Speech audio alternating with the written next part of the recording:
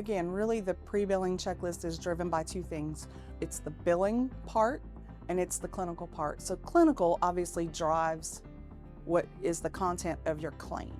The content of your claim needs to be checked because it all has to be in a certain format. There has to be certain data there. Medicare requires that we report certain items on the claim itself. The content of each item is really where the clinical component comes in. So we focus more on the billing side, right? So we want to make sure that every data point meets requirement for billing for that particular payer, whether it's Medicare, Medicaid, commercial, whatever that is.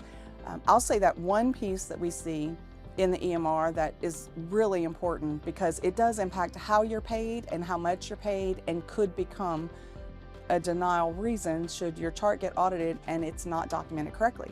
So level of care for hospice, we provide 4 different levels of care, which is routine care, continuous care, respite care, and general inpatient, which is a much more intensive level of care, like almost like a hospital stay, right? So Medicare pays us different rates for those.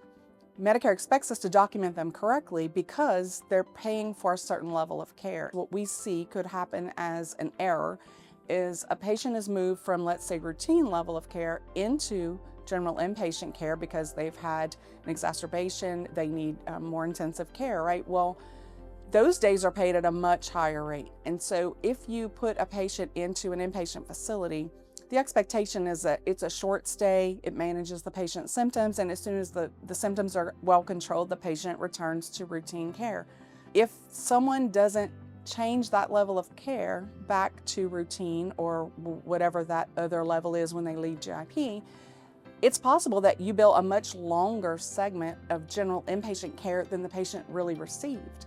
And so again, it all depends on how your EMR works. It all depends on who's responsible for making that change and how that actually functions within the EMR. Is it a clinical task or is it an administrative task? Who actually manages that data?